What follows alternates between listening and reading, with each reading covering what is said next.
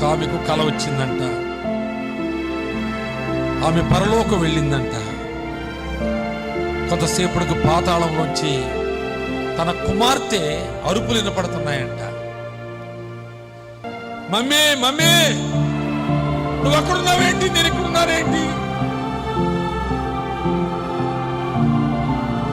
నువ్వు యేసు ప్రభువుని నమ్ముకుని పరలోకం వెళ్ళిపోయావు, నన్నెందుకు నమ్మించలేదు?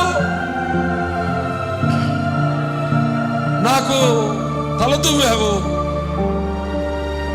నాకు బట్టలు కొనిచ్చావు, బంగారపు నగలు చేయించావు, నేనేది కోరుకుంటే అది తెచ్చిపెట్టావు, అల్లారు ముద్దుగా పెంచుతున్నావు నన్ను. నేను ఎలాగుంటే అలాగే నీవు ఆనందించావు. నీవు యేసు ప్రభువుని నమ్ముకున్నావు, చర్చికి వెళ్ళేదానివి, నన్ను రమ్మని అడిగావు, నాకు అర్థం కాక రాలేదు, నన్ను లోకెళ్ళొద్దానము.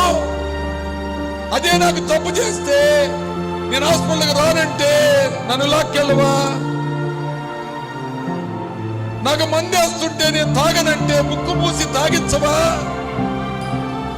నాకెందుకు చెప్పలేదు యేసు ప్రభు గురించి?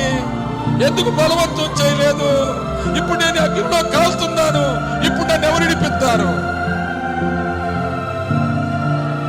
గబుక్కని వెలుకు వచ్చేసి తన కుమార్తె పండుకున్న మంచం దగ్గరికి వెళ్ళి ఒళ్ళున ఏడుస్తున్నా.